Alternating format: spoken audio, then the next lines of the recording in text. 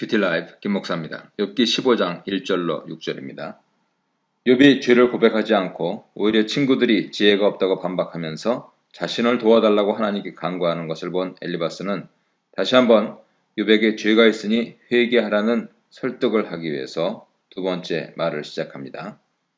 두 가지를 진단하고 있는데요. 첫째로 욥의 말이 지혜가 없는 헛소리라는 것입니다.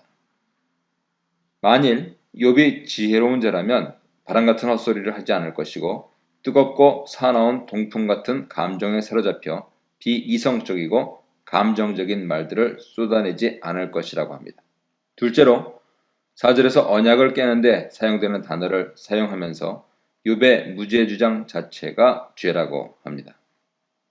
욥은 더 이상 하나님을 경외하지도 섬기지도 않는 심각한 불신앙 상태에 있다라고 진단하였습니다. 잠언 1장 7절로 대표되는 지혜 전통에 따르면 여호와를 경외하는 것이 지혜의 근본이므로 지혜를 버린 것은 여호와 경외를 그만둔 것이다 라고 해석할 수 있기 때문입니다. 이런 욥의 태도 때문에 자신도 기도하는 일에 방해를 받는다고 비난하고 있습니다. 그리고 이제는 지혜로운 말 대신에 간사한 말들을 욥이 내뱉고 있기 때문에 자신이 굳이 욥이 죄인이라고 말하지 않아도 욥의 말들 자체가 그가 죄인이라는 것을 증명해 준다고 합니다.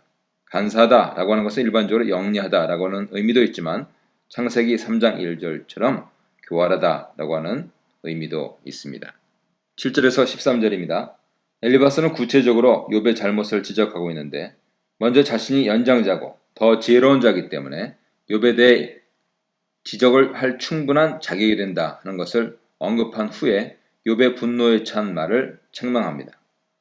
욥은 12장과 13장에서 자신도 친구들만큼 혹은 그 이상의 지혜가 있다고 주장하였습니다. 특히 13장 12절에서 친구들의 충고를 기각해버렸습니다.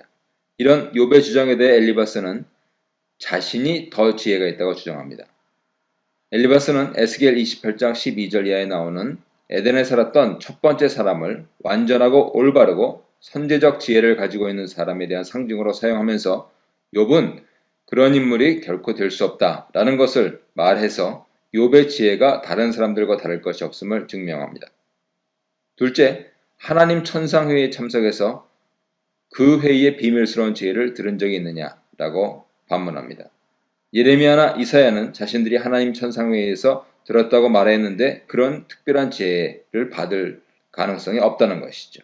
이렇게 욥이 특별한 지혜를 받을 가능성을 없애버림으로써 자신들을 모르는 특별한 지혜를 욥이 말할 수 있다라는 자격이 없다라고 논증합니다. 그리고 나아가 자신들, 즉 지혜자들의 집단이 욥보다 나이도 많고 경험도 많은데 경험에 미약한 욥이 훨씬 지혜롭다고 주장하니 이제 나이도 많고 경험도 많은 사람 얘기를 들으라 합니다. 11절 이하에서 엘리바스는 자신이 욥을 위해서 했던 4장과 5장의 첫 번째 말들은 하나님의 위로와 부드러운 말이라고 표현합니다. 물론 우리는 이것이 철저히 그의 입장이었고 아무 죄 없이 고난을 당하고 있는 욥을 배려한 것이 아니었다는 것을 알고 있습니다. 엘리바스는 여전히 욥의 이야기를 받아들이지 않습니다. 오히려 그는 자신의 상황을 이해하지 못하는 친구들의 모습에 답답함을 느껴서 화를 내는 욥에게 재차 화를 내면서 하나님을 떠난 불신앙의 모습을 책망합니다.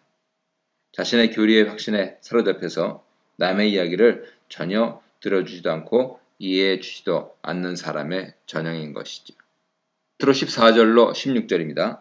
엘리바스는 사람이 어떻게 완전히 깨끗할 수 있느냐라고 이야기를 발전시킵니다. 인간은 존재 자체가 악을 저지르기를 물 마시는 것 같이 하는 존재인데 어떻게 하나님 앞에서 죄가 없다고 말할 수 있느냐라고 반문하는 것이죠. 욥은 하나님 앞에 죄가 있기 때문에 고난을 받고 있는 것이니까 빨리 죄를 자복하고 회개하라는 것입니다. 엘리바스의 말은 인간의 연약함 때문에 누구나 죄를 지을 수 있고 그런 것은 얼마든지 이해할 수 있으니 부끄러운 일이 아니고 그만 고집 피우고 빨리 죄를 자복해서 고난에서 벗어나라는 어쩌면 애정 어린 충고일 수도 있습니다. 어떻게 생각하십니까?